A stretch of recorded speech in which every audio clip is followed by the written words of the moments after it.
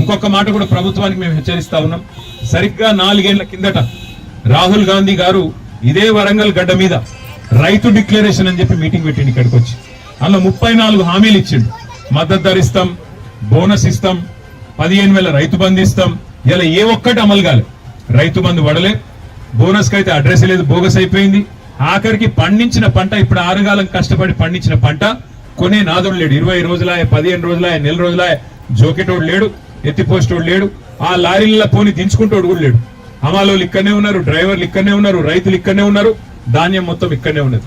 అందుకే ఈ రాష్ట్ర ప్రభుత్వాన్ని మేము అడిగేది, మీకేమైనా సిగ్గు లజ్జ ఉంటే మీరు రైతు బంధు ఎట్లాగ వేయరు మాకు తెలుసు. రైతులకు కూడా అర్థమైపోయింది మీరు దొంగల ప్రభుత్వం. ఎందుకంటే పంచాయతీ ఎన్నికలు వస్తే, పార్లమెంట్ ఎన్నికలు వస్తే రైతు బంధు చేసుడు తప్ప నాట్లప్పుడు మాత్రం వేయరు, మీరు ఓట్లప్పుడే వేస్తారు. అది రైతులకు కూడా అర్థమైంది. మీరు ఎట్లాగో రైతు బంధు వేయరు, మీ మీద ఆశలు వదులుకున్నారు. కనీసం పండించిన పంటలను కొనండి.